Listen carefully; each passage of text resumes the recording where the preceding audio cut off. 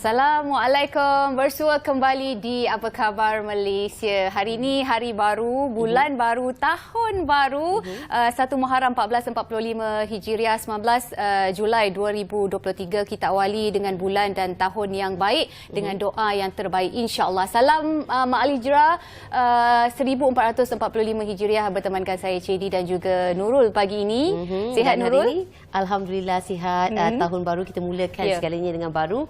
Dengan azam yang positif belaka dan kalau boleh kita jalan terus ke depan, jangan patah balik ke belakang, tinggalkan segala kenangan yang pahit, kita buka segala buku yang baru. Dan hari ini bertepatan dengan awal Muharram kita akan bawakan pelbagai topik yang menarik juga dan diharapkan dapat menjentik minda kita, dapat membuka mata kita untuk melihat perspektif yang lebih positif. Khasnya dalam realiti perbelanjaan hari ini yang kita tak nafikan sebenarnya keadaan meskipun kian menyempit tetapi ada faktor desakan yang bersebab di belakangnya, bukan hanya di Malaysia saja yang berdepan situasi yang sama, tetapi kita berada di dalam situasi yang satu dunia berdepan dengan tekanan yang serupa, tetapi lain kasut, lain cara dan coraknya. Itu yang kita akan bincangkan juga dan kita akan kupaskan dalam hari ini. Dan hari ini seperti biasa kita akan kongsikan dan tentunya banyak tetamu istimewa yang akan kami undang. Sekejap saja lagi akan bersama-sama dengan anda. Tapi pagi ini kita semak dulu antara yang terkandung di portal bernama.com. Ini satu usaha yang saya kira perlu diteruskan dan diperluaskan lagi kepada semua pihak berkaitan dengan inisiatif Payung Rahmah, di mana Kementerian Perdagangan Dalam Negeri dan Kos Sara Hidup KPDN bersedia dan terbuka bagi kerjasama daripada lebih banyak pihak industri yang mahu meneruskan inisiatif Payung Rahmah, di mana Menteri Datuk Seri Salahuddin Ayub berkata sejak dilaksanakan inisiatif tersebut mendapat perhatian dan sambutan daripada ramai pihak industri yang secara sukarela menawarkan pakej bersesuaian untuk meringankan beban kos sara hidup rakyat, di mana untuk pengetahuan anda inisiatif Payung Rahmah ni antara menu dia lebih berkait rapatlah dengan menu Rahmah. Kalau anda pernah cuba ataupun pernah makan menu Rahmah, sama lebih kurang Payung Rahmah, tapi hidangannya ada di atas flight, atas penerbangan. Jadi untuk anda yang mungkin bercadang ataupun dah menempah penerbangan, mungkin boleh merasai ataupun mencuba Payung Rahmah yang disajikan. Ini antara kerjasama daripada pihak penerbangan AirAsia.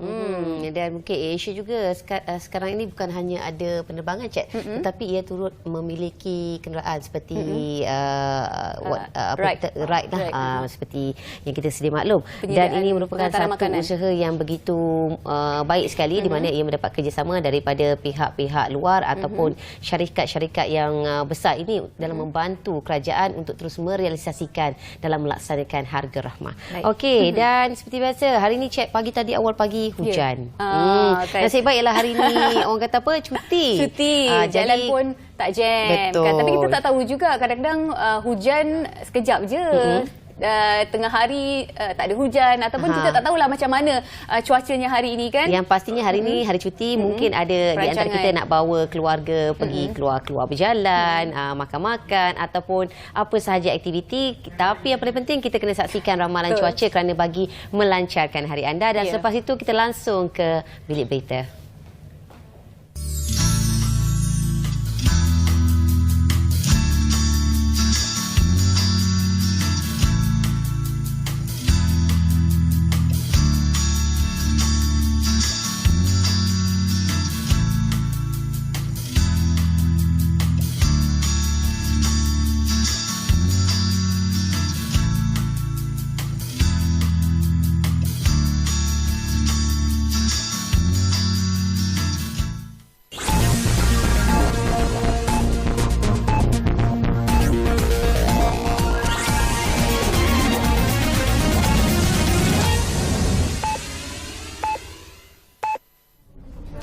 Assalamualaikum dan salam Malaysia Madani. Bersama saya Nurul Nadia Muhammad Kamrul Zaman dalam bilik berita. Datuk Seri Anwar Ibrahim mahu Malaysia dipertahankan daripada anasir perkauman yang memecah belah. Dalam perutusan sempena sambutan Ma'al Hijrah 1445 Hijriah yang dikongsi di laman Facebook dan Twitternya, Perdana Menteri berkata keamanan dan kestabilan kini menjadi maqasid utama agar kebajikan rakyat terbela. Sementara katanya sebarang usaha untuk merubah negara yang berperlembagaan dan berdaulat ini kepada negara perkauman yang huru-hara walau seinci pun tidak sesekali akan dibiarkan. Mengimbau sejarah penghijrahan Nabi Muhammad SAW dalam mendirikan Kota Madinah, Datuk Seri Anwar berkata, Rasulullah meletakkan asas tata cara dan tata kelola sistem pemerintahan Islam dengan pengajaran dan kefahaman mengenai soal akhlak, nilai dan prinsip. Beliau berkata daripada didikan kerohanian itu, maka terbitnya dasar kenegaraan yang mencerminkan sikap rahmah dan adil buat semua. Majlis Sambutan Ma'al Hijrah Peringkat Kebangsaan 1445 Hijrah bertemakan perpaduan teras Malaysia Madani akan diadakan di Pusat Dagangan Dunia Kuala Lumpur hari ini. Sambutan Ma'al Hijrah 1445 Hijriah bersamaan 2023 Masihi di beberapa negeri semalam dimulakan dengan bacaan doa akhir dan awal tahun. Selain solat hajat, bacaan Yasin dan doa selamat bagi menyambut Tahun Baharu Islam itu, majlis dimeriahkan dengan penganugerahan tokoh Ma'al Hijrah peringkat negeri. Di Ibu Negara, Majlis Sambutan di Masjid Negara dihadiri Menteri di Jabatan Perdana Menteri Hal Ehwal Agama, Datuk Dr. Muhammad Naim Mokhtar bersama ratusan umat Islam. Datuk Dr. Muhammad Naim berharap sambutan Ma'al Hijrah pada tahun ini yang bertemakan perpaduan teras Malaysia Madani dapat memberikan kekuatan kepada rakyat Malaysia untuk membina kesatuan yang kukuh dan saling bertoleransi dalam membina sebuah negara madani.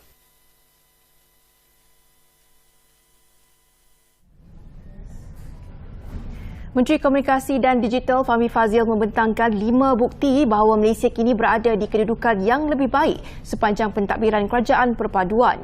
Beliau berkongsi kad laporan 7 bulan Kerajaan Perpaduan Siri 2 yang menggariskan bukti terbabit iaitu ekonomi Malaysia mencatat pertumbuhan baik pada suku pertama tahun ini berbanding tempoh sama bagi tahun lepas. Jumlah pelaburan ke Malaysia meningkat kepada 71.4 bilion ringgit bagi suku pertama 2023 berbanding 44.7 bilion ringgit bagi suku pertama 2022. Selain itu, kadar inflasi negara semakin rendah iaitu 3.9% bagi suku pertama dan 3.6% bagi suku kedua tahun ini berbanding 3.7% dan 4.2% masing-masing bagi suku ketiga dan suku keempat pada 2022. Indeks kebebasan akhbar juga bertambah baik dari tangga ke-113 pada tahun lepas ke tangga ke-73 bagi 2023. Manakala kedudukan daya saing dunia naik 5 anak tangga kepada ke-27 tahun ini berbanding ke-32 pada tahun lepas.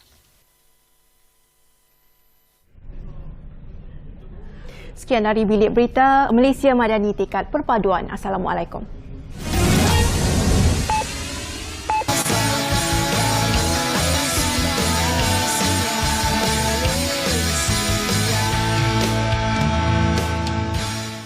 Ya. Terima kasih di atas kesetiaan anda bersama kami dalam Apa Khabar Malaysia. Dan hari ini, hari cuti, hari Rabu. Pastinya ramai di luar sana yang kata nak terfikir nak masak apa hari ini kan. Maklumlah sebab hari ini keluarga berkumpul. Inilah masanya untuk kita merancang sesuatu yang istimewa untuk orang tersayang. Dan saya percaya hari ini tentunya banyak perancangan anda apapun kita harapkan berjalan dengan lancar. Dan seperti yang Nurul katakan di awal tadi, satu topik ataupun isu yang akan kita bincangkan pada hari ini, satu isu yang saya kira dia dekat dengan kita sebagai pengguna, ialah kadang-kadang kebelakangan ini kita rasakan banyak rungutan dan kadang-kadang kita rasa perbelanjaan kita serba tak mencukupi. Mungkin kita kena ready lah untuk ubah sebenarnya cara kita berbelanja. Betul. Ataupun mungkin kita cari lain bagaimana kita nak meminimumkan perbelanjaan kita dengan bajet yang ada. Tapi jangan gaduh, jangan risau. Harga barang naik ke, harga barang turun ke, sekarang ni kita akan dapat pencerahan sedikit dan pandangan daripada tetamu yang cukup istimewa. Saya rasa ramai kenal kot hari ini. Iaitu Datuk Wira Dr. Haji Amir Ali Maidin atau lebih dikenali sebagai Datuk Amir Maidin. Apa khabar Datuk? Sihat ya? Alhamdulillah sihat. Selamat tahun baru. Selamat tahun baru. Berbaju daripada Maidin dan pastinya kami Maidin juga. Bukan baju pun daripada Maidin. Memang cantik warna hijau emerald. Okey Datuk, realiti perbelanjaan hari ini seperti yang kita faham ya, sedia maklum keadaan kadang-kala agak menyempit. Tetapi kita tidak nafikan, Cik, ya, dan Datuk, keadaan ketika ini bukanlah ketika ini kita sahaja merasa, tetapi kesan dan tempiasnya turut dirasai seluruh dunia kerana pelbagai faktor yang tidak dapat dielakkan. Dan baru-baru ini terdapat laporan yang menyatakan Malaysia akan berdepan dengan kenaikan harga sekitar sehingga ke 20% pada Ogos dan menjelang September ini. Sebenarnya, Datuk, benarkah harga barang di pasaran, terutamanya barangan asas ini benar-benar meningkat sehingga kenaikan itu ke 20% seperti mana yang dikatakan kabar angin sebelum ini, ataupun ianya kabar angin semata untuk menakut-nakutkan mana-mana pihak tertentu, khasnya rakyat? Okey, terima kasih. Dia macam ni, ya. Kita tak boleh menafikan. Kita tak boleh menafikan barang ni akan naik harga. Sama juga bila kita kata kita tak nafikan gaji kita pun naik. Tahun-tahun gaji naik, inflasi memang ada, harga rumah kita pun akan naik, sewa naik. Tapi kita nak yang menakutkan ni, kadang-kadang orang kata naik berapa. Naik tu saya faham lah. Dulu saya makan nasi RM8, sekarang RM8, 20 sen, 30 sen. Tak apalah. Jangan sampai 8 jadi 12. Ini yang menakutkan. Okey. So untuk menengok, dia macam ni tau. Kita kat Malaysia ni sebetulnya banyak makanan yang kita makan ni diimport. Diimport. So we have what we call import inflation. Import inflation. Jadi sekarang kita tengok duit US tu ringgit berapa. Okey. Dah saya nak bagi tahu macam ni. Dia historical, kita kena tahu. Okey. Tahun dulu Oktober November dia 4 point something, 4.5. Lepas tu dia naik jadi 4.72. Dah naik 4.72. So bila dia dah naik 4.72, maknanya harga, kalau dia dah 4.72, dia akan naik lebih kurang 2-3 bulan dia akan naik harga. Pasal barang ada hari ni. Kalau rate tu dah tinggi, dia akan naik harga lah. Tapi rate tu tahun dulu tau. Dia dah naik 4.72. Lepas tu harga tu sebetulnya kalau nak naik, dah naik dah. Dah naik. Lepas tu kita duit ringgit turun balik.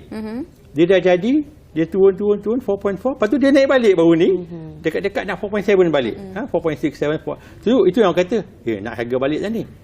Tapi sebetulnya 2-3 hari ni rate dah turun balik. 4.53. So this naik turun ni kan, it is part of the global economy. Dia banyak sebab. Kita kata investment lah dia. So bila naik turun.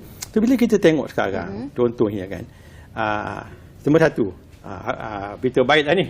Orang tak tahu. Itulah biasalah, berita baik orang tak bagi tahu. Harga naik orang bagi tahu.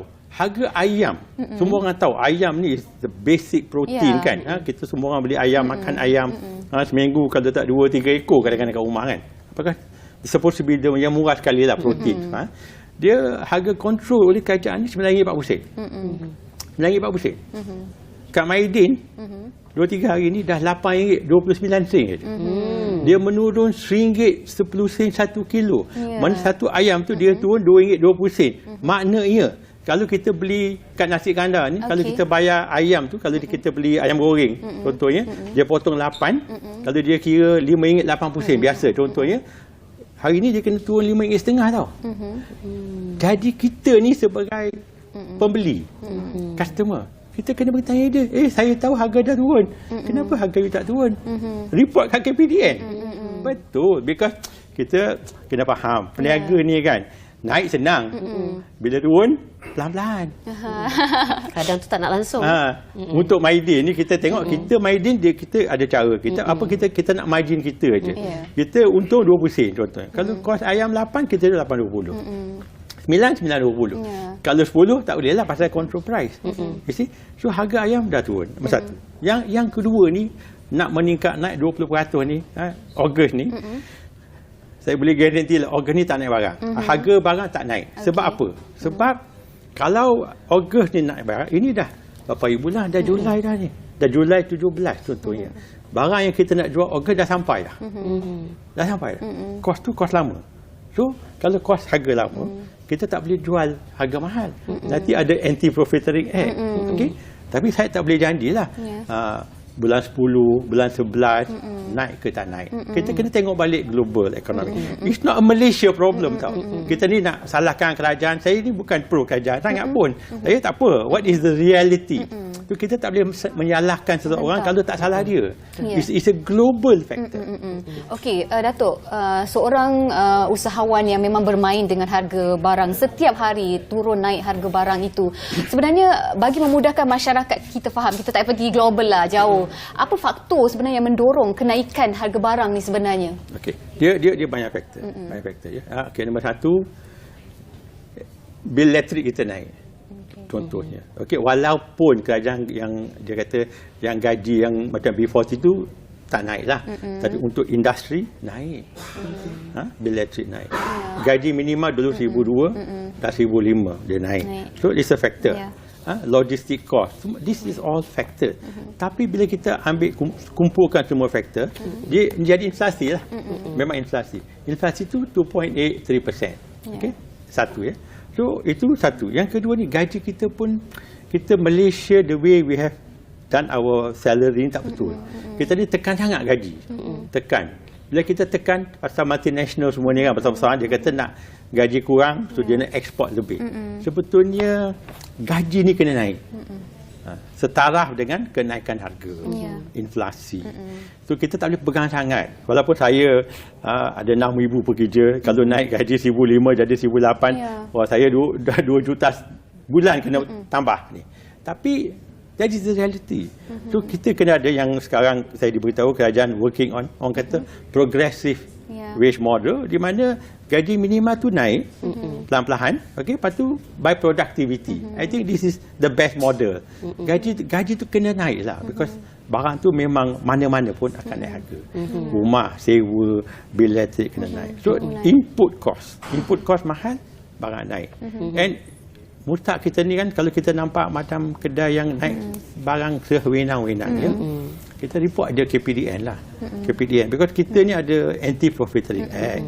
Kita tak boleh naik macam-macam tu saja. Kalau kos kita naik 10%, barang kita boleh naik 10%. This is important. Okey Datuk, dapat kita saksikan ketika ini kenaikan harga barang tak dapat dinafikan, sememangnya berlaku. Tetapi apatah lagi membabitkan barangan yang diimport dari luar kerana kejatuhan ringgit dan perbezaan harga mata wang ya. Tetapi untuk pasaran tempatan, barangan pasaran tempatan masih lagi di bawah ataupun harga yang mampu milik, ataupun harga yang masih lagi tidak mengalami kenaikan yang begitu mendadak, iaitu sekitar 5%. Tetapi apabila ianya dipolitikkan untuk menjadikan bahawa harga barang sememangnya tak masuk akal ketika ini, sehingga menakutkan rakyat, sekaligus adanya pihak-pihak peniaga yang menangguk ikan di air yang keruh. Ini adalah satu tindakan yang tidak bagus. Dan mungkin Datuk boleh komen ketika ini apabila ianya dipolitikkan khasnya. Itulah kita orang meniaga. Kita orang meniaga. Akhir kata ni apa-apa jadi kat luar ni, consumer kita, pelanggan kita akan marah pada kita. Sebab tu saya dekat sini hari ni. Saya kata, kalau hari tu bila beras tak cukup, saya cakap beras tak cukup. Kalau telur tak cukup, saya akan cakap telur tak cukup. Pasal kita kena bagi tahu kerajaan dengan rakyat, bukan salah peniaga kita ni. Kita ni beli, kita jual. Okay? Tapi pada masa sekarang ni, yalah, maklumlah, nak election lah, state election, so orang mempolitikkan. So sebenarnya, harga sekarang, inflasi kita 2.8%. Sekarang pada 3 bulan ni harga naik 1.8% saja sebetulnya. Kalau bila campur barang-barang lah, 1.8%. So untuk saya ni kan, kalau boleh kita jangan mempolitikkan lah. It's a very sensitive issue.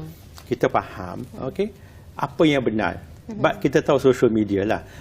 Yang baik orang tak bagi tahu kan. Kalau sikit salah, habislah social media ni akan share WhatsApp. So dia akan jadi macam tu lah. You know? The important thing, the most important thing is, pada bulan Ogos ni taklah akan naik 20%. Kalau naik, saya tak boleh kata tak naik. Kalau naik pun maybe 10 sen, 5 sen, 20 sen. Kan? Minuman coklat yang jenama terkenal pun sebetulnya orang kata naik. Tapi kita dah tengok 6 bulan ni, dia turun 1.8%. Dia turun tau. Itu sebaiknya.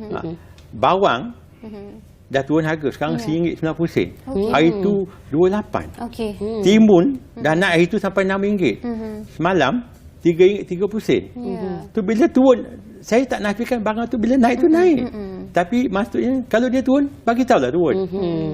Tapi yalah, kalau kementerian ke, kalau minister cakap tu orang kata ni politik lah turun. You know? Tapi kita berniaga ni, bila kita cakap pergi kat Maidin boleh tengok harga. Harga tu ada kat sana. Jadi pastinya untuk menjadi peniaga seharusnya jujur lah. Itu yang paling penting, Cik. Ya. Sama-sama kita orang kata apa, membantu dan menyokong antara satu sama lain. Makan duit halal memudahkan untuk mencari rezeki halal. Baik, sedikit lagi daripada Datuk, mungkin pandangan daripada Datuk sendiri sekarang ini dengan apa yang digerakkan oleh pihak kerajaan dengan pelbagai cara aktiviti yang dilakukan. Sebagai contoh lain, diadakan juga menu rahmah dalam membantu masyarakat kita untuk mereka yang memang terbeban dengan kos sara hidup ini. Pandangan Datuk sendiri, adakah berkesan agenda untuk menangani kos sara hidup ni daripada pihak kerajaan dengan pelbagai usaha yang digerakkan sekarang? Kita boleh nampak, macam contohnya sekarang ada RM600 untuk ramai, berapa ratus ribu orang akan dapat RM100 sebulan. Okay. Kita nampak tahu, bila duit tu diluluskan, masuk jadi hari ni, esok perniagaan kat Maidin naik. Ramai orang kat Maidin. So kita faham orang ni memang ramai, ada yang susah.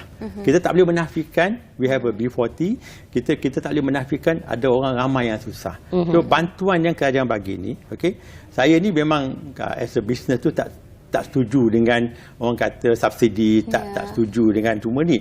Tapi kadang-kadang we have to see in the macro picture lah. Yang kena tolong tu kita kena tolong. Tapi saya rasa sasaran tu kena lebih kita kena sasar lah. Subsidi kena sasar. Pasal macam tol subsidi saya pun dapat, Puan pun dapat kan. So itu membazirkan. I think the government is working on this lah. Untuk mentakatkan maybe lagi 6 bulan kan. Dengan progressive wage model, insya-Allah dengan semua ni akan membantu rakyat lah. InsyaAllah. Okey Datuk, kita nak tahu juga cadangan dan juga solusi untuk menang-menang kepada peniaga agar tidak terbeban dengan kos operasi yang akhirnya diserahkan kepada pengguna. Kita nak, tak ada siapa pun yang tertindas di sini. Dia macam ni ya. Okey. Mustahak ni nombor satu, we need a stable government. Betul. Because stability is very important in business. Because barang semua ni naik, investment is all perception. Not necessarily the factor tau. It's a perception. Kalau kita kata gambar tu cantik-cantik lah. Semua orang kata cantik macam tu. So it's perception very important. Kalau kita kata negatif, Malaysia macam ni, orang luar pun dengar, they will not invest in Malaysia. So that's very important. Perception is very important. Nombor satu. Okay. Yang kedua, kalau boleh kerajaan ni kan become more pro investment. Macam ada event, adakanlah. Kita jangan cakap ini tak boleh, itu tak boleh. Kita baru ni kan banyak event contohnya. Contoh event, kita tak boleh adakan event. Banyak event pergi kat Singapura. Taylor Swift, Coldplay semua pergi kat Singapura. Sayang, orang Malaysia pergi kat Singapura belanja. Kalau tak, dia akan belanja kat sini. So, we must be pro event, pro of course, dengan restriction kita tak kata macam ni boleh, semua boleh, tak boleh lah. Tapi, pro investment. So, kalau banyak lagi investment, banyak event contoh macam tu, okay, semua orang akan dapat lebih kerja, kan? Lebih restoran, orang mari makan, hotel, kan? This is tourism is very important. Pro tourism. Nak dapat visa cepat, nak buat ni cepat. I think government is doing. Saya memang co-chair pemudah untuk memudahkan. Banyak yang kita buat. Sekarang macam expatriate contohnya, nak masuk dapat kerja expatriate, baru dalam 5 hari boleh dapat permit. Dulu 3 bulan. Tapi orang tak mewar-warkan macam tu. Sekarang senang. Banyak sekali usaha yang telah pun dilakukan kerajaan. Banyak dilakukan. Dan saya memang tahu pasal saya pemuda punya co-chair. Jadi saya tahu apa yang kerajaan buat. So, kita tak menafikan nak tukar kita punya mentality, kita punya set tu bukan senang. Kita kadang-kadang dah senang sangat dah. Okay? So, kadang-kadang kita kena kerja lebih kuat. Because it's the world is changing. Dengan chat GPT lah, AI lah, kalau kita tak tukar habis lagi. Betul. Jangan merungut. Saya harapkan sedikit pencerahan lah, penjelasan daripada anda di luar sana yang mungkin kurang memahami. Asyik nak marah, menuding jari, menghentam, tak ada pengakhirannya. Jadi sama-sama kita fikirkan, mungkin kita kena fikir cara nak berjimat, bagaimana cara lain untuk kita meminimumkan kos perbelanjaan kita mulai hari ini. Kan tahun baru ni. Okay. Dan mungkin kita dapat mengucapkan ribuan terima kasih kepada tetamu kita, iaitu Datuk Wira Dr. Haji Amir Ali Maidin atas perkongsian yang begitu menarik sekali. Terima kasih Datuk banyak-banyak atas realiti perbelanjaan hari ini yang sememangnya itulah kenyataan yang perlu kita terima. Kita perlu mengubah mindset kita untuk menjadi lebih positif, untuk mencari solusi, bukannya untuk menunding jari. Itu pastinya. Kita nak berhenti rehat seketika. Jangan ke mana-mana, kembali selepas ini di Apa Khabar Malaysia.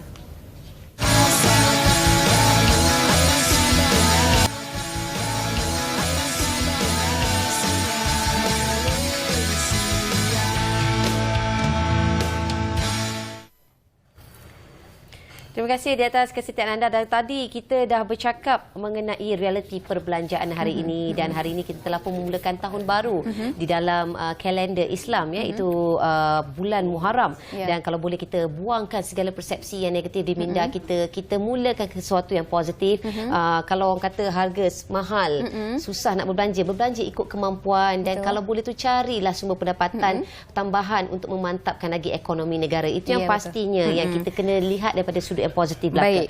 Dan hari ini tinggalkan cerita itu, kita nak bersama kini dengan tetamu yang cukup istimewa, Profesor Dr. Muhammad Roslan Muhammad Noor, yang akan berbicara tentang ada apa dengan Muharram. Bila sebut tahun baru Muharram ni satu bulan yang saya kira banyak keistimewaan dan kelebihannya, bukan saja awal tahun dalam kalender Islam itu, tapi bila kita cakap pasal Muharram kan, kita akan teringat kenangan manis. Masa kita kecil-kecil dulu, kita sering didendangkan dengan lagu awal Muharram ataupun Ma'al Hijrah, satu Muharram, detik permulaan perkiraan tahun Islam Hijrah. Kan lagu itu memangnya saya kira mempunyai signifikan pada umat Islam sendiri, secara tidak langsung mengingatkan kita kisah-kisah Nabi dahulu ataupun sejarah Islam, dan dalam membantu kita mengetahui kisah-kisah lama itu, bagaimana perjalanan Nabi dari kota Mekah ke kota Madinah. Dalam masa yang sama sebenarnya kita sebagai ibu bapa kena praktikkan kepada anak-anak kita dan generasi muda. Dan tentunya bercakap tentang itu pada hari ini, kita bersama dengan Dr. Muhammad Roslan Muhammad Noor. Terima kasih atas kesudian meluangkan masa pagi ini. Panjang pula kita bicara kan. Istimewa sangat hari ini, Doktor. Mungkin lebih terperinci, lebih lanjut lagi, Doktor nak kongsi sama dengan kami tentang istimewanya Muharram itu sendiri. Saya tadi teruja bila dengar nasyid tu. Saya pun masa kecil-kecil dulu suka dengan nasyid ni kan. Bila masuk saja awal Muharram ni, memang itulah yang biasa kita didengarkan. Sebenarnya bulan Muharram ini adalah bulan yang sangat istimewa di dalam Islam. Sebab ianya adalah permulaan kepada tahun kalender hijrah kita. Kalau dalam kalender Masihi kita akan bermula dengan Januari. Tapi dalam kalender hijrah ini, bulan Muharram itu adalah permulaan bagi tahun baru dalam kalender Islam. Jadi di dalam Islam ni memang telah ditetapkan dalam Al-Quran. Allah sebut di dalam surah Taubah, dia menyatakan bahawa bulan di dalam Islam tu, inna iddatasyuhuri indallahi 12 syahrun fi kitabillah. Ada 12 bulan dalam kitab Allah Subhanahu Wa Taala ini. Jadi pada zaman awal Islam dulu, masa zaman Nabi Muhammad sallallahu alaihi wasallam, tahun itu belum ditentukan berdasarkan kepada bulan Muharram itu. Bulan itu telah ada. Jadi penentuan tarikh-tarikh itu dibuat contohnya pada tahun 1 kenabian umpamanya, pada tahun kedua kenabian, 3 kenabian begitu ya. Tapi apabila Sayyidina Umar Al-Khattab radhiyallahu anhu pada zaman sahabat ini, khalifah yang kedua ini, melihat bahawa perlu untuk ditentukan tahun berapa, jadi mereka pun berkumpul di kalangan para sahabat untuk menentukan bila sebenarnya bermulanya kalender Islam itu, kalender hijrah itu. Sebab apabila diminta untuk membayar satu-satu denda umpamanya, katalah denda itu perlu dibayar pada bulan Syaban. Bulan Syaban tu tahun semasa ke, tahun sebelum ini ke, tahun selepas ini. Jadi macam mana nak dikira? Jadi mereka pun mengambil kesepakatan pada waktu zaman Khalifah Islam kedua itu untuk menentukan permulaan kalender Islam itu adalah ditentukan berdasarkan kepada tahun baharu ini yang bermula daripada bulan Muharram. Dan kisah penentuan bulan Muharram itu juga akan ada orang bertanya, adakah betul bulan Muharram ini tarikh Nabi Muhammad SAW berhijrah daripada Mekah ke Madinah? Itu juga satu perkara yang perlu kita fahami, bahawa dalam kebanyakan kita panggil sumber-sumber sejarah dan kitab-kitab sejarah Islam yang ditulis menunjukkan bahawa Nabi Muhammad SAW sebenarnya berhijrah selepas daripada bulan Muharram. Tetapi perancangan hijrah itu dia bermula daripada bulan Zulhijjah lagi, selepas daripada perjanjian Aqabah yang kedua kita panggil, iaitu pada 12 Zulhijjah tahun 13 kenabian. tahun 13 kenabian. Kemudian perancangan itu bermula dari situ dan Nabi Muhammad SAW mula untuk mengarahkan para sahabat untuk berhijrah. Jadi sebahagian daripada para sahabat berhijrah, Nabi dia tak berhijrah lagi pada bulan tersebut. Jadi di dalam sumber-sumber sejarah menyatakan bahawa Nabi itu berhijrah pada tarikh yang berbeza-beza. Ada yang mengatakan 26, 27, 28 Safar, bulan Safar. Jadi dia tiba di Madinah itu pada bulan Rabiul Awal. Jadi kesimpulannya adalah di kalangan para pengkaji ini mereka menyatakan bahawa perjalanan peristiwa hijrah itu bermula daripada Zulhijjah, Muharram, Safar, Rabiul Awal.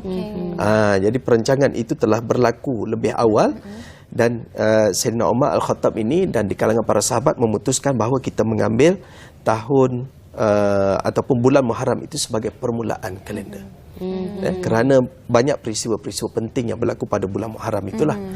Itulah yang kita katakan sebagai permulaan kepada kalender hijrah itu. Okey, Doktor, mungkin kita boleh kongsikan ataupun Doktor boleh kongsikanlah mengenai hikmah ataupun pengajaran yang boleh diambil oleh setiap individu ni apabila tibanya bulan Muharram ini. Bulan Muharram. Okey, kalau kita nak tengok apa istimewanya bulan Muharram ni, apabila disebutkan sebagai hijrah, hijrah itu adalah perpaduan.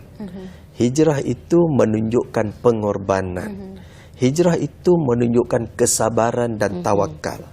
Jadi ini 3 perkara penting yang perlu kita ambil pengajaran dan daripada peristiwa orang kata peristiwa hijrah ini, kerana hijrah itu adalah mempertautkan kembali umat Islam, mempertautkan, mempersaudarakan kembali umat Islam dan menunjukkan bahawa umat Islam itu boleh untuk tinggal dengan kelompok-kelompok yang lain, peaceful coexistence lah dalam bahasa kita sekarang, untuk menunjukkan bahawa kita boleh hidup dalam keadaan aman, damai, harmoni. Itu yang ditunjukkan oleh Nabi Muhammad SAW apabila berhijrah daripada Mekah ke Madinah. Jadi di Madinah itu pada ketika itu ada penduduk yang bukan Muslim di kalangan kelompok-kelompok Yahudi dan juga ada yang bukan Islam yang lain, ahli-ahli kitab yang lain itu. Tetapi Nabi Muhammad SAW boleh untuk tinggal dengan mereka dan memanggil mereka untuk bersetuju bahawa bermula daripada saat Nabi Muhammad SAW hijrah di Madinah itu, maka seluruh umat di Madinah dikenali sebagai ummah, satu ummah. Jadi itu yang menunjukkan bahawa kehidupan peaceful coexistence itu boleh berlaku. Itu yang pertama yang harus kita faham. Maksudnya perpaduan, kesepaduan, persaudaraan. Nabi Muhammad SAW pun mempersaudarakan Aus dan Khazraj, mempertautkan kembali orang-orang Islam yang berpecah belah apa semua ini dipertautkan kembali. Jadi saya rasa ini adalah satu titik yang penting untuk kita memahami bahawa umat Islam itu perlu untuk dipertautkan. Ukhuwah mereka perlu untuk dipertautkan kefahaman mereka, supaya mereka itu dapat untuk memahami dan menjiwai apa yang dilakukan oleh baginda Nabi Muhammad SAW. Okey, baik. Baik, Doktor, kita tahu bulan Muharram ni bulan yang cukup istimewa. Sebenarnya kita boleh raih berlipat kali ganda ganjaran maupun pahala daripadanya. Sepanjang bulan Muharram ini, apa yang boleh kita lakukan, amalan yang boleh kita lakukan sepanjang bulan Muharram ini untuk kita tingkatkan keimanan dalam diri kita? Ada satu perkara yang biasa yang dibuat oleh orang-orang kita bila masuk bulan Muharram ini, ada satu hari yang dikenali dengan nama Hari Ashura. Dia buat bubur Ashura. Bubur Ashura. Hari yang ke-10 Muharram kan. Ashura ni 10 Muharram. Tapi kita, of course, kita berbeza antara kefahaman kita Ahli Sunnah wal Jamaah dengan kefahaman kelompok-kelompok Syiah. Mereka juga meraihkan Hari Ashura ini, tetapi Hari Ashura mereka itu berbeza. Mereka memukul-mukul badan apa semua Di kalangan Ahli Sunnah wal Jamaah ini kita meraihkan dalam bentuk yang berbeza. Jadi amalan-amalan seperti berpuasa itu sangat digalakkan bagi mereka yang berpuasa pada 10 Muharram. Itu adalah hari yang memang kita kata kemuncak lah. Sama ada berpuasa sehari sebelum dan 10 Muharram ataupun 10 Muharram dan sehari selepasnya. Kemudian amalan-amalan lain seperti bersedekah dan benda-benda yang amalan-amalan yang biasa yang kita lakukan lah. Itu boleh diteruskan dan kita melihat bahawa bulan Muharram ini bukan sekadar bulan untuk membuat bubur Ashura itu, tapi saya melihat bahawa kalaupun kita buat bubur Ashura, yang lebih penting daripada itu adalah ukhuwah Islamiah yang terpancar daripada apa sahaja program yang kita laksanakan ketika kita menyambut bulan Muharram ini. Okey. Dan dalam pada itu manisnya juga bulan Muharram ini adalah dikatakan bulan para nabi.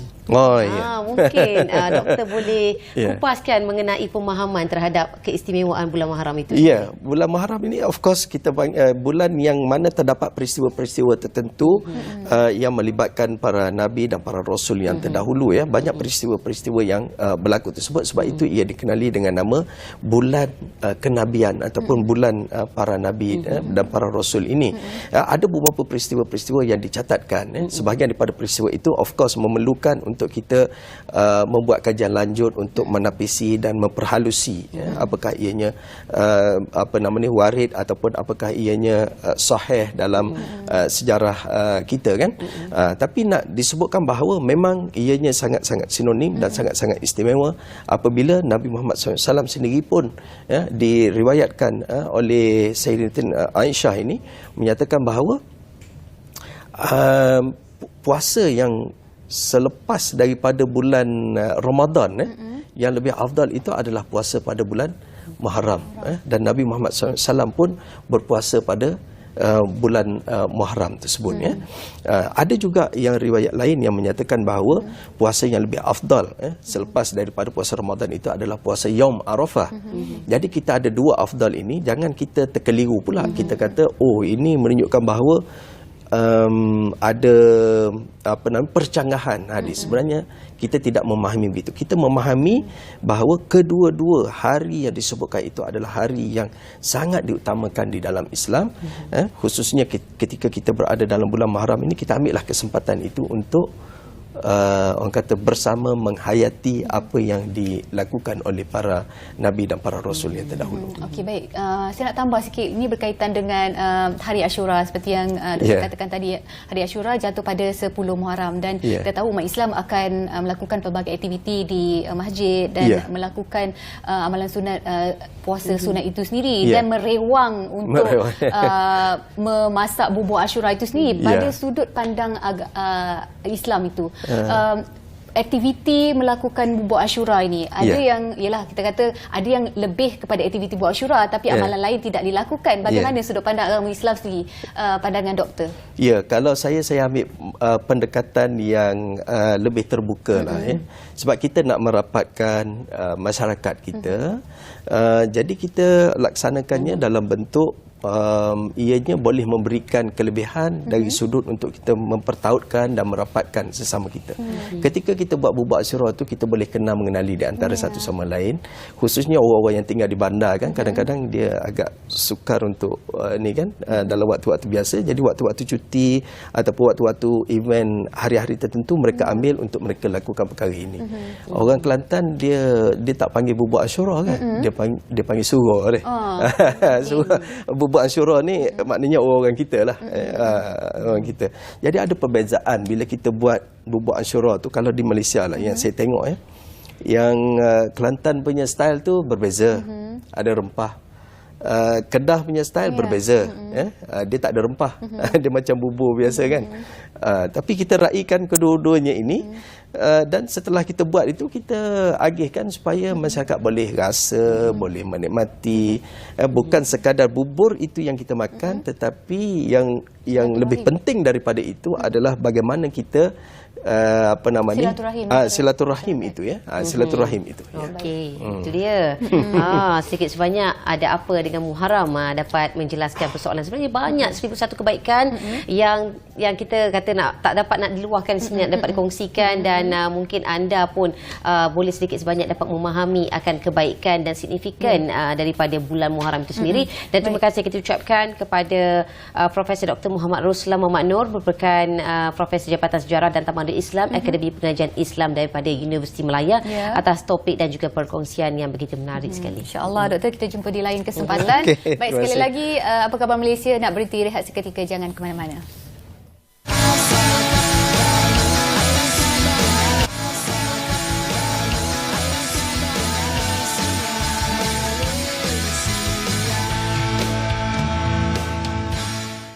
Chat, Suka makan sandwich tak? Sukalah. Dekat dia punya layer tu macam-macam rasa kan.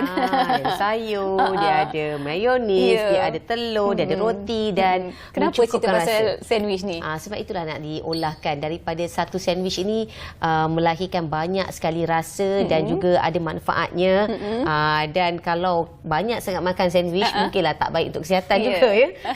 Apa pun jua yang kita makan pastinya ada dia punya pro and cons. Dan ada baik dan tidak baiknya. Untuk itu kita akan bercakap tentang keluarga sandwich ni. Kita ada bersama dengan tetamu Dr. Nur Safatul Aznin Abdul Razak selaku pensyarah kanan Jabatan Psikologi Fakulti Pendidikan Universiti Melaya. Terima kasih doktor atas kesudian meluangkan masa. Doktor memang kena explain dengan kami apa itu keluarga sandwich. Kenapa sandwich? Mungkin saya ni agak ketinggalan ke atau memang istilah budak-budak sekarang ke bagaimana? Okey, terima kasih atas pertanyaan itu. Sebelum itu salam al-hijrah kepada Cik juga dan juga Nurul. Semoga hari ini lebih baik daripada sebelumnya. InsyaAllah. Baik. Berkenaan dengan keluarga sandwich yang bila sebutkan tadi kan banyak sangat tadi mayonis, dan sos dan sebagainya. Sebenarnya adalah bila kita sebut tentang keluarga sandwich, sebenarnya ramai di antara kita ini dah mengalami fenomena ataupun bentuk keluarga sandwich. Cumanya dia tak tahu bahawa dia telah mengalami ataupun melalui keluarga sandwich. Bila kita nak sebut tentang keluarga sandwich, kita perlu tahu dahulu apakah karakteristik yang menjadikan seseorang itu tergolong dalam keluarga sandwich. Keluarga sandwich ni, Cik Nurul, dianalogikan sebagai keadaan di mana bentuk sandwich kan kita tengok dia diapit oleh roti, ibarat roti. Dan bila saya nak klasifikasikan sandwich ini, saya akronimkan dia SANDWICH. Lagi senang nak mudah faham tentang apa itu keluarga sandwich. S yang pertama atau kita panggil seseorang yang tersepit, dia stuck. Antara A, N dan D. A anak-anak ataupun generasi bawah. Dan kemudian N, D ini nenek ataupun datuk. Ini bermakna seseorang itu dia stuck ataupun tersepit di antara dua generasi. Generasi atas ni nenek dan datuk ataupun ibu bapa kita lah. Dan generasi yang bawah ni adalah golongan anak-anak. Dengan arti kata lain, dia perlu menguruskan kedua-dua generasi ni, nak jaga satu sama lain ni pada masa yang sama. Maknanya kedua-dua generasi sama ada anak-anak dan ibu bapa ini memerlukan perhatian yang khusus. Jadi berlakulah kita panggil W ni ataupun work ataupun waktu yang terhad. Sebab dia terhad nak jaga anak ni. Pada masa yang sama memikirkan tentang kebajikan ibu bapa yang perlu diberi perhatian. Imbalance ataupun ketidakseimbangan waktu ini yang menyebabkan berlakunya cabaran dalaman maupun luaran yang akhirnya membentuk kita panggil H, kesihatan, sama ada kesihatan secara fizikal orang yang menguruskan anak ataupun generasi atas ataupun yang lebih teruk sekiranya tidak diuruskan dengan baik, dia akan membawa kepada mental health ataupun itu kesihatan mental. Kita dengar agak berat juga sebenarnya dalam menguruskan keluarga sandwich ini. Tapi bagi doktor sendiri, adakah keluarga sandwich itu memberikan satu keberkatan ataupun sebaliknya, bagaimana nak menangani minda kita sebenarnya dan juga pengurusan diri itu yang paling penting pengurusan masa untuk membahagikan ianya sama rata. Dan mungkin doktor boleh kupaskan mengenainya. Nurul, bila bersentuh dengan keberkatan ini, kita lihat bahawa keluarga sandwich ini merupakan satu trend ataupun fenomena yang semakin berkembang. Mahu tidak mahu, kita sudah berada dalam satu situasi di mana taraf hidup semakin tinggi, kualiti hidup semakin tinggi dan kadang-kadang kita lihat trend wanita yang melahirkan anak ni pada usia yang lewat. Jadi itu yang menyebabkan keluarga sandwich ni wujud. Sebab mungkin wanita di usia tua dan mungkin melahirkan anak dan anak-anak masih kecil. Jadi cabaran ini akan membentuk satu kita panggil isu, sama ada isu penjagaan. Dan akhirnya bila Nurul tanya tadi tentang keberkatan tadi, adakah dia merupakan satu bentuk keberkatan pada masa yang sama memikirkan tentang mungkin cabaran atau beban, barokah ataupun munculnya seribu resah dalam kehidupan kita. Jadi dalam isu ini kita lihat bahawa kolektivisme ataupun masyarakat kita hari ini melihat penjagaan ibu bapa dilihat satu satu bentuk sumbangan yang perlu diberikan oleh anak-anak terhadap ibu bapa yang dah lama menjaga mereka semasa jadi kita. Jadi kolektivisme ataupun komuniti menganggap bahawa penjagaan ibu bapa ini merupakan satu tuntutan sebenarnya. Dan sekiranya dia merupakan satu tuntutan, maka sudah tentu 1001 cabaran muncul dan akhirnya inilah masanya untuk individu yang terlibat dalam keluarga sandwich ni, Nurul, Chat, memikirkan cara bagaimana nak cope ataupun mengendalikan isu dalam keluarga sandwich. Sebab kita memang tidak boleh nafikan bahawa trend ini tidak boleh lari dalam kehidupan kita. Betul. Isunya bagaimana nak menangani dengan baik. Betul. Saya percaya dengan apa yang doktor katakan, ada di kalangan kita yang dah berkeluarga pernah melalui dan bakal melalui. Saya percaya tiada di antara kita yang takkan melalui situasi ini. Mungkin dengan cara yang berbeza lah. Cara ataupun langkah untuk mengatasi kalau kita melalui situasi ini. Mungkin doktor boleh kongsikan. Satu soalan yang saya kira memang cukup bagus untuk kita sama-sama cakna. Sekiranya kita dah mengalami satu situasi di mana kita berdepan dengan cabaran menguruskan ibu bapa dan anak-anak pada masa yang sama. Isu cabaran pembahagian masa sudah tentu. Konflik peranan. Bagaimana kita nak memainkan peranan? Sebab kebanyakan kajian dilakukan bahawa individu yang terdedah dengan konflik peranan ini adalah dalam kalangan wanita, sebab dia nak menguruskan anak-anak di rumah pada masa yang sama memerlukan tuntutan dia menguruskan ibu bapa yang mungkin memerlukan perhatian yang lebih, penjagaan kesihatan. Namun sekiranya anda ataupun kita telah mengalami situasi itu, komunikasi secara terbuka sebenarnya. Kita kena seek for help ataupun mencari pertolongan, sama ada dalam bentuk sokongan tenaga, emosi, malah kita banyak professional helper yang boleh membantu kita. Terbuka dalam meminta bantuan. Sekiranya kita rasa diri kita memerlukan me time misalnya, dah penat fizikal kan, kita perlukan sokongan ataupun bantuan daripada bentuk tenaga daripada khususnya pasangan, adik-beradik, dan sekarang ini yang menjadi isu kemungkinan berlakunya kekangan keuangan. Sebab kadang-kadang bila kita lihat kekurangan-keuangan ini nak jaga mungkin mampu dalam bentuk tenaga, tapi mungkin limitasi berkenaan dengan keuangan. Pengurusan kesihatan misalnya, kos ubat-ubatan, penjagaan yang lain kan memerlukan keuangan yang sangat tinggi, dan dia dibebankan ataupun disukarkan lagi sekiranya golongan itu merupakan golongan yang tak mampu untuk menyediakan keuangan tersebut. Maka keperluan untuk mencari support ataupun sokongan dalam bentuk keuangan, tenaga, masa dan penggiliran waktu penjagaan dan sebagainya mungkin boleh dipertimbangkan. Mungkin kesepakatan di antara adik-beradik turut memberikan peranan ya. Jika yang ini berkemampuan dari sudut keuangan, mungkin yang ini berkemampuan daripada sudut penjagaan, boleh adanya kerjasama itu bagi meringankan lagi bebanan dan tekanan yang mereka alami untuk terus berkomunikasi. Dan doktor, bagaimana untuk menjadi generasi terakhir dan mengapa pentingnya untuk menjadi generasi sandwich yang terakhir ini, doktor? Mungkin boleh kupaskan. Seperti yang saya katakan tadi, istilah generasi yang terakhir itu mungkin kita tak boleh katakan ini kita yang merupakan yang last, sebab fenomena ini atau trend ini dia semakin hari dah semakin dinormalisasikan dalam generasi kita. Kita mungkin ada parents yang akan kemudian nanti bila kita dah berumur sikit kan, mungkin Nurul cek, kita akan menjaga ibu bapa kita yang mungkin memerlukan perhatian kita pada masa yang sama nak menguruskan anak-anak yang masih kecil kan. Jadi istilah generasi terakhir itu mungkin seolah-olah yang saya katakan tidak boleh tidak boleh disangkal ataupun tidak boleh dinafikan. Namun isu di sini adalah kita dah tahu bahawa kita memang akan terdedah dengan generasi sandwich ini. Bagaimana kita nak mengharuminya, meskipun ia ada cabaran, tetapi dia masih lagi boleh dipertimbangkan untuk dilakukan. Okey, doktor, bagaimana kita nak letak mindset kita untuk merealisasikan ataupun untuk berdepan dalam generasi sandwich ini? Kerana Pak kata doktor kan, ianya tetap akan berlaku dari semasa ke semasa kerana ianya tuntutan ataupun satu seka. Mungkin doktor boleh letakkan pemahaman di situ. Untuk kita meletakkan mindset kita, kita kena pastikan bahawa setiap kitaran kehidupan ini dia akan berkembang mengikut dinamiknya. Sebab mula-mula kita duduk secara berseorangan pasangan, berdua, ada anak, dan kitaran kehidupan ini dia akan berkembang, dia tidak statik. Dan kita pasti akan menemui satu keadaan di mana kita akan mungkin terdedah dengan keadaan jika ada rezeki ibu bapa yang akan duduk dengan kita, dan kita akan mengambil cabaran atau tanggungjawab membesarkan anak-anak pada masa yang sama menguruskan ibu bapa. Mindset kita adalah kita akan melalui satu tempoh di mana kita perlu bersedia dengan sebarang kemungkinan dalam kitaran kehidupan pada masa masa yang sama mencari solusi, melakukan penyesuaian meskipun penyesuaian itu mengambil masa.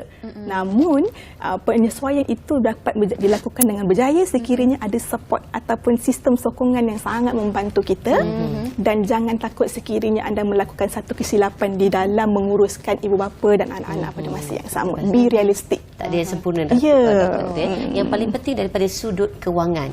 Jadi orang kata apa, persediaan daripada sudut kewangan itu bagaimana, doktor? Mungkin boleh kongsikan juga untuk mindset seseorang individu itu bahawa apa yang kita kerja hari ini, yang kita dapatkan duit hari ini bukan hanya untuk membesarkan anak kita, dan bukan anak kita selepas ini perlu menjaga kita, tetapi wang yang perlu kita sediakan untuk bekalan hari tua kita juga. Mungkin doktor boleh jelaskan di situ. Nurul, pendedahan tentang kewangan ini sangat penting, di mana kita sentiasa bersedia untuk sebarang kemungkinan kecemasan pada masa akan datang, dan kemungkinan keuangan ini akan digunakan untuk menguruskan hal-hal yang kecemasan yang saya katakan tadi. Justru kepentingan tentang pengurusan keuangan secara berhemah makanya sangat diperlukan, khususnya dalam keluarga sandwich ini, sebab kita kena pastikan bahawa pengurusan keuangan ini boleh disalurkan secara adil dan saksama kepada pihak-pihak yang berkepentingan, macam ibu bapa. Kita nak fokus tentang penjagaan kesihatan. Anak-anak kita nak fokuskan terhadap isu pendidikan, tumbesaran dan perkembangan kehidupan dia. Maka ibu bapa khususnya dan juga anak-anak perlu dilatih. Begitu juga dengan ibu bapa yang tinggal di rumah kita. Dia perlu dilatih dan diberi pendedahan tentang pengurusan keuangan yang berkesan. Maksudnya berjimat-cermat tentang pembelian misalnya, dan menabung untuk kesemasan, pembahagian kepentingan ataupun perbelanjaan mengikut keutamaan sangat dititik beratkan untuk kita pastikan bahawa setiap ahli khususnya yang terlibat dalam keluarga sandwich ini, dia ada kesedaran tentang pengurusan keuangan yang baik. Jadi satu penjelasan dan juga pemahaman yang cukup jelas. Ini bukan tujuan untuk menakut-nakutkan anda yang mungkin rasa insya-Allah akan melalui perkara ini, tapi kepada mereka yang dah pernah melalui ini, mungkin satu perkara biasa, normal dan kita lalui dengan tenang. Alhamdulillah kita boleh cope dari masa ke semasa. Tapi untuk generasi akan datang, jangan menjadikan ini satu bebanan, kita hadapi dengan tenang. Sebenarnya Syed, ini adalah realiti kehidupan yang perlu kita lalui. Semakin matang kita di dalam kehidupan kita, semakin mudah untuk menerima akan apa jua situasi keadaan. Dan apa pun kita lupa sebenarnya nak ucapkan ribuan terima kasih kepada Dr. Nur Safatul Aznin Razak, merupakan mesyuarah kanan Jabatan Psikologi Fakulti Pendidikan Universiti Melaya, atas topik yang begitu menarik. Dan kita hari ini sedondon, doktor. Betul. Nanti kita jemput lagi, doktor. InsyaAllah. Terima kasih banyak. Selamat tahun baru. InsyaAllah kita jumpa di lain kesempatan. Baik, Apa Khabar Malaysia dah pun sampai di penghujungnya satu pengisian yang cukup padat hari ini dalam Apa Khabar Malaysia. Semoga anda dapat aplikasikan dan manfaatkan dalam kehidupan seharian anda. Okey, sampai kita jumpa lagi di lain masa. Saya Cedi undurkan diri. Assalamualaikum. Salam hormat. Sampai jumpa lagi. Bye-bye.